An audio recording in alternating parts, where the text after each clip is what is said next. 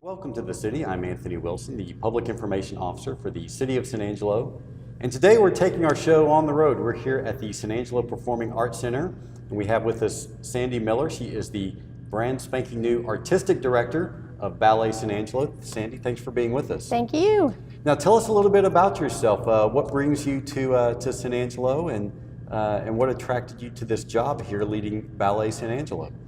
The job brought me to San Angelo. I have a little bit of root in Texas through TCU, but the job was so intriguing, the facilities, it gives me a chance to use a lot of my skills all at one time. Now, you said the job was intriguing. What intrigued you about leading Ballet San Angelo? Well, the ballet's in a place right now of, they're on the precipice of amazing growth. Everything is in place, this brand new facility, the new organization, the new performing arts venues, and everything has been set up structurally for us to move forward with a great deal of speed. So I want to talk with you a little bit about the Murphy Performance Hall across the street in City Auditorium. But first, let's talk about this place, the San Angelo Performing Arts Center. How much has a difference being in this facility made for Ballet San Angelo? It's allowed the ballet to grow into its full potential because we have so much available to us in the facility. Obviously, we've been able to grow the academy. The children's division of the younger dancers is growing because we have the extra studio space. But we're also able to do our entire fitness program, an entire Pilates studio that's dedicated just to Pilates. It allows our Dance for Parkinson's, which is part of our whole outreach program. I mean, when you have 7 studios and they look like they do, it gives you a chance to have an amazing amount of opportunity available to you. And of course, these spaces are constructed specifically for dance, right? Yes, they were. All the floors are sprung, and obviously we have specific dance floors. They're ceiling height. You wouldn't think ceiling height is a problem, but when you start talking partnering and you're lifting dancers above your head, then ceiling height really does matter. And so in what sort of ways do you think this has helped maybe bring more students to you? Do you think they drive by and go, ooh, that looks like a cool place? They do, and I think, you know, our reputation is there, but they also see pictures online on our Facebook page and our web page. The facilities are just so beautiful. There isn't anything else like it in San Angelo. I mean, who wouldn't want to bring their children to a place to take classes that has a chandelier above the reception desk? And so tell us about your dance training program. What does it consist of, and how many students do you have enrolled in it now? We've got 200 plus at this point. We range from the children's division, which starts with as young as 2-year-olds in a toddler and me program. We go up 3 levels in the children's division, and then we begin the academy. And there are a total of 8 levels in the academy there. And it's a stepped program. My background is one, I trained and am certified with American Ballet Theater's National Training Curriculum. And I also have a bachelor's degree as well as professional background, and it allows us to have a specific curriculum for these various levels, all based on anatomical and developmental guidelines. And so you've had some dancers that have graduated from Ballet San Angelo to the top levels of dance and the performing arts. Lots of them. In fact, it was really fun this summer during one of our summer intensives. 4 former graduates were here just kind of hanging out in one of the studios, talking with each other and giving themselves class. And they range in places from Israel to Germany to Atlanta Ballet. You know, so it was really fun to get to see that. And they all have professional careers. And of course, your focus is ballet, but you mentioned this earlier. People may not realize that you do lots of other things aside from just training dancers. Talk a little bit about the other programs that you offer here. We do. Aside from training dancers, I mean, our mission is empowerment through movement. And so we have a very large fitness program. It's not like your normal go pump some iron gym. We have classes that have movement orientation at their base.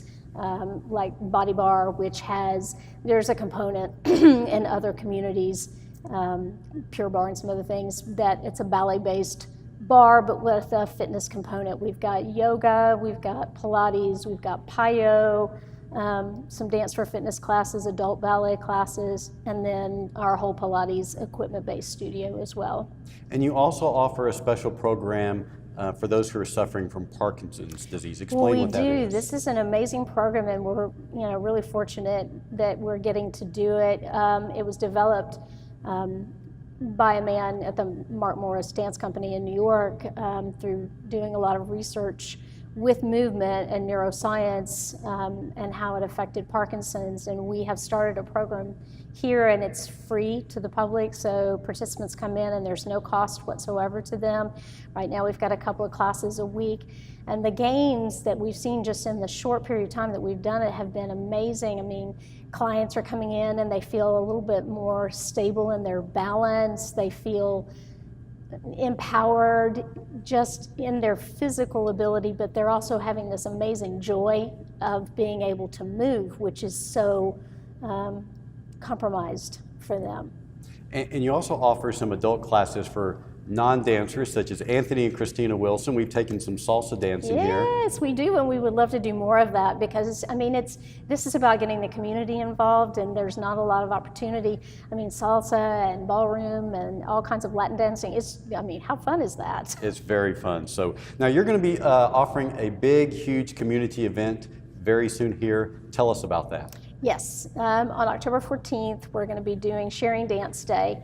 We are the pilot program of a program that was developed at the National Ballet of Canada School, where they use dance to teach subject matter even outside of dance. And the other components have to do with community engagement and involvement.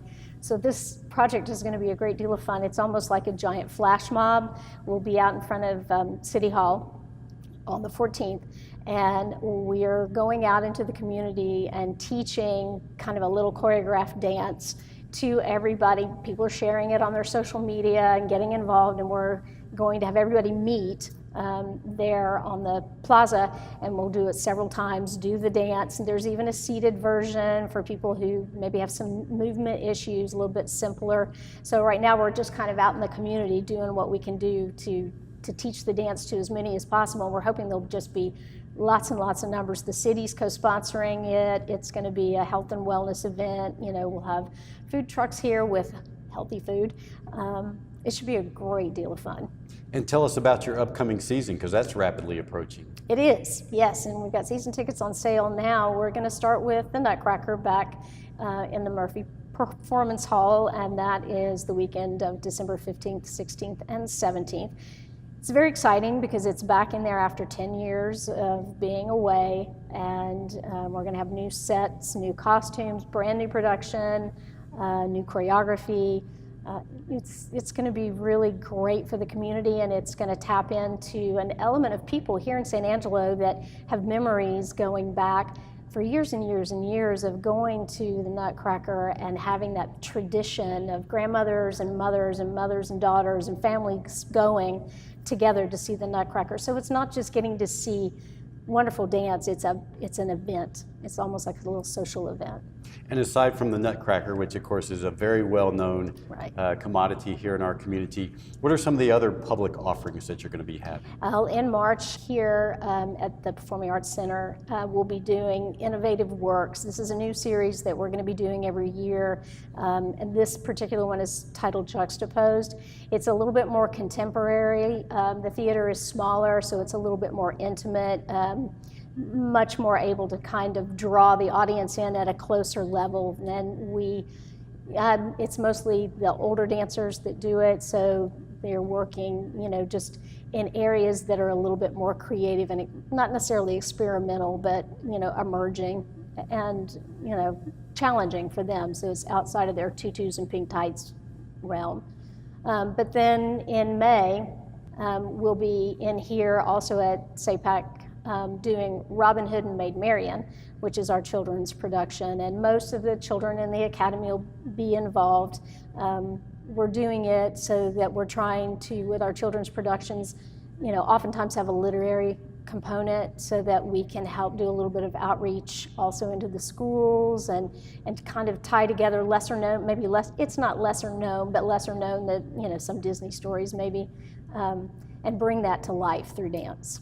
Now, you mentioned about the Nutcracker. You've obviously been in the renovated Murphy Performance Hall over in City Auditorium, which is right across the street from your campus. Right. When you walked in there and saw the place, what was your reaction? Shazam! I mean, it was amazing. It's the depth at which they have renovated this and the style, it's exquisite. I mean, it's exquisite, and audiences are just going to be drop-jawed when they come in. And for the kids, it's going to be an amazing experience for them to get to be in such a beautiful space. Now, does that make a difference for a dancer? I mean, the surroundings whenever they're performing, does that matter to them? Absolutely, because your atmosphere and your environment where you are affects the performance quality that you bring. And if you're in a lovely, beautiful space, it gives you kind of this magic, you know, that you can then present to the audience. And of course, the Nutcracker hasn't been in there in about 6 years or so.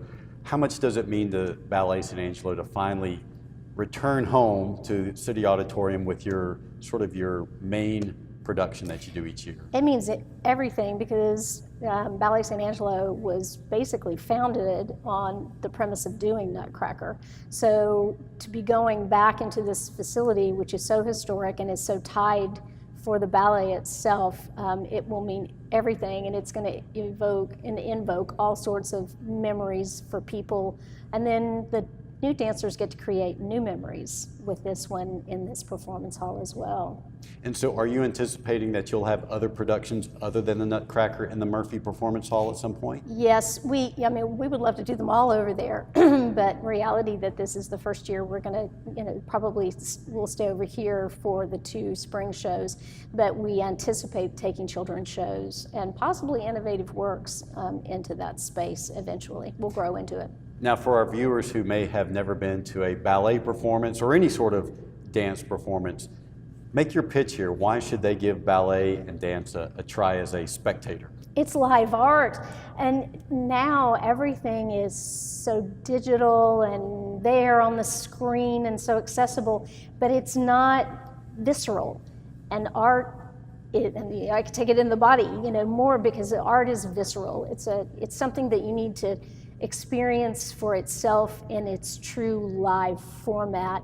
It's absolutely enthralling and engaging, and people who have never really gone to a live performance, especially children for the first time, they're just blown away by it.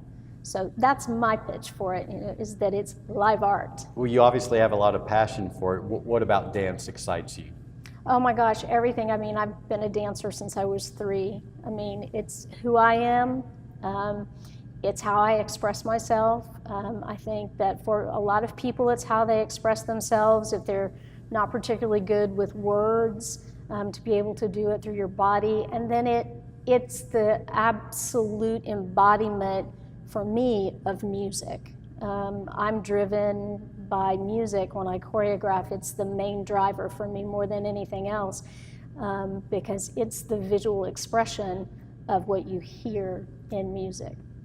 And if people would like to learn more about Ballet San Angelo and about your offerings, what's the best way for them to go about doing that? Our website, www.balletsanangelo.org, and then we also have a Facebook page as well, so you can follow us because everything gets posted there.